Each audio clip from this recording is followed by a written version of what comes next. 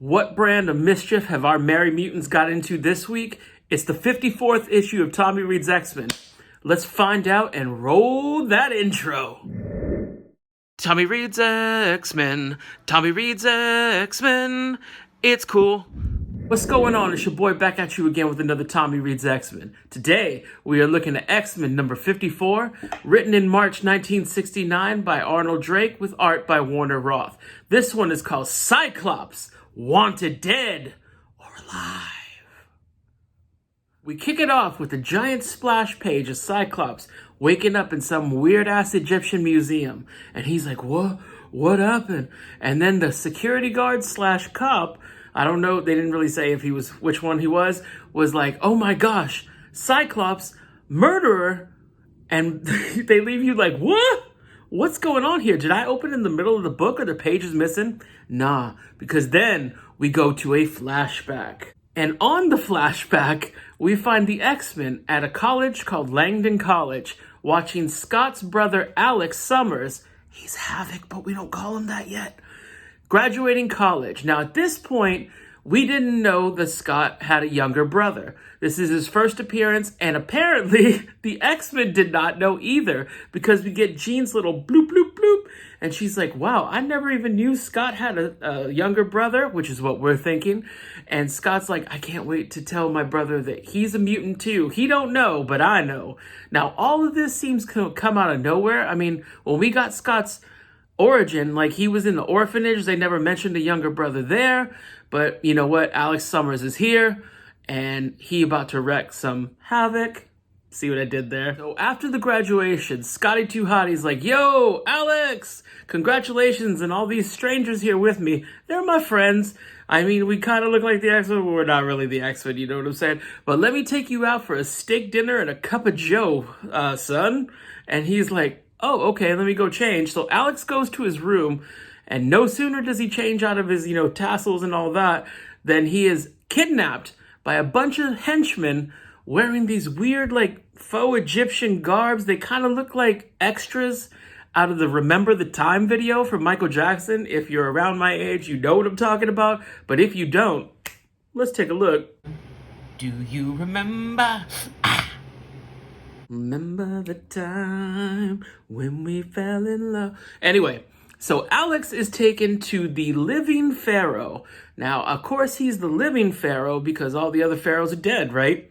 Now, he says, this guy's the only one that can stop me. For why? That they don't give a reason later other than, he's a mutant. Even though he don't know he's a mutant. Everybody knows this dude's a mutant but him. And he's like, he can stop me. And he has royal Egyptian blood in him because all pharaohs do. And that's why they have their power. Even though, is Alex supposed to be a pharaoh? I don't know. The royal Egyptian blood apocalypse much? I am as far beyond mutants as they are beyond you. Now, no sooner is the Living Pharaoh about to get real stabby with Alex and kill him, than you hear Optic Blast! And Cyclops and the X-Men show up because Jean was mentally tracking Alex, and they followed him to this museum. This guy ain't got no lair yet, or he does later. I don't know. We'll get to that. But, he's doing all this in the middle of, a museum. Just because it has Egyptian stuff in it, they don't say, did he need to steal a special kind of knife or whatever? So we get the X-Men fighting the Pharaoh and this henchman, and the X-Men are doing real well. This don't seem to be too much of a problem for them. They're kicking people left and right. They're getting quippy. They're having a good old time. Now, Scott uses his Optic Blast to free Alex, and he's like, oh my God, my brother's safe. And he's like, brother? Scotty? Is that you? He's like, oh my gosh, my brother's the leader of the X-Men. Now, I don't know if he got to tell him he's a mutant yet. I doubt it. But, the X-Men were like, well, y'all need to talk about a number of things. So we gonna head back to the mansion.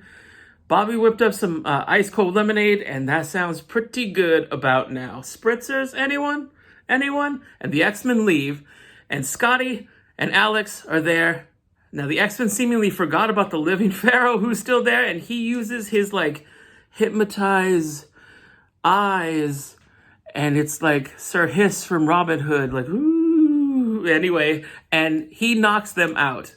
And that pretty much catches us up to where we started on page 1. Now, Scott wakes up. The Living Pharaoh's there, seemingly dead. Alex is gone. He's like, what the hey now? Holy Hannah, what's going on? The security guard / cop is like, you're a murderer, dude. And now, to prove his innocence, he decides to put some hurting on the cops to escape. That ain't helping your case, Scotty. So he's on the run. And he thinks maybe Alex killed the Pharaoh and he just took off. And he was like, I'm going to take the heat for this guy or whatever.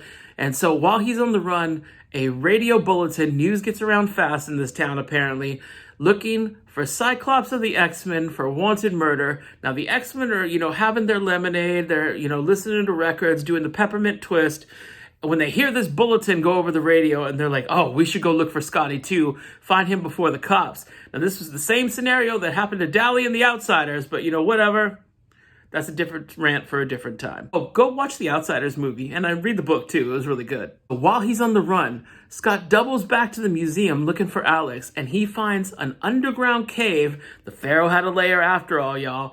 And he finds, not Alex, not more henchmen regrouping, he finds the Living Pharaoh still a-living.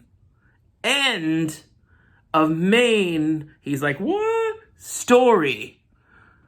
End of main story. Let's get to the backup. The backup story, we're done with Beast's origin, thank God. And now we are on Angel. So the backup story is called The $1 Million Angel. Warren Worthington III, born to privilege. What we learn about him as a young child is he's rich and he ain't scared of heights, which I guess will come in handy later. It was a weird trait to add. Warren, climbing trees, jumping out of them, and then he goes to boarding school and he's smart, he's strong, he's, basically awesome. And then because of that, that gives him the reputation that because he's rich too, that he thinks he's better than everyone.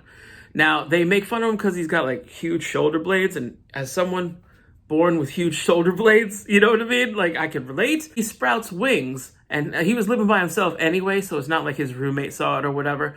But he sprouts wings. Just so happens, a little bit after that, there's a fire in his dorm, and his school's ablaze.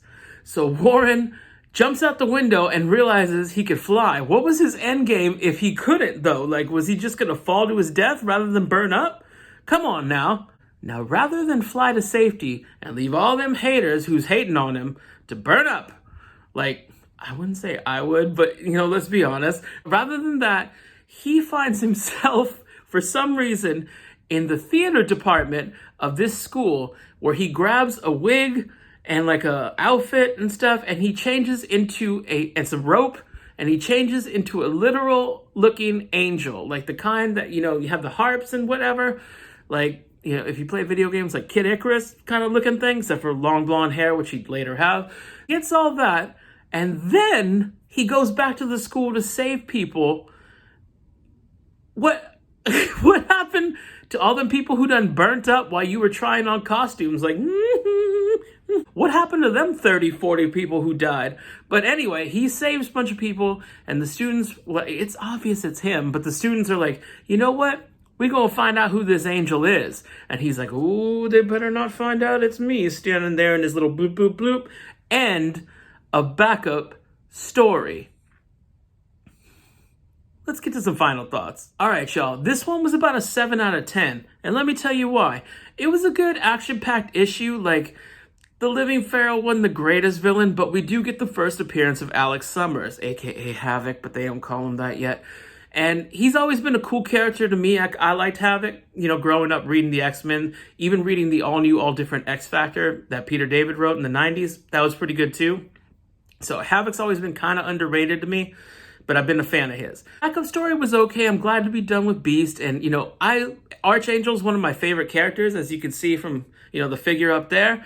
Angel's cool. So on the way to getting to Archangel, Archangel, we get Angel's backup story, which is all right with me. It was kind of dumb the way he changed into a costume and all that, just to, be called Angel later.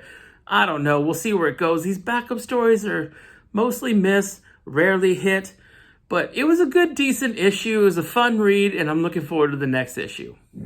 If you like what you see or are mildly entertained, please like and subscribe down here. Hit that bell notification in the corner. I think it's right there, but then it could be right there. I don't know. And do your boy a solid. Help spread the word about the Tommy Love Stuff channel, YouTube's best kept secret. Got a lot of great stuff on the channel. Please check it out on the playlist. We got more Tommy Reads X-Men. Got some food reviews in the ChubCon department. If this is your first time watching, thank you for letting me entertain you. If this is your 60th or 70th time watching, thank you for the support and continue to do so. Like I said, we got a lot of great stuff coming up, and we got a lot of great stuff that you can check out already. Later.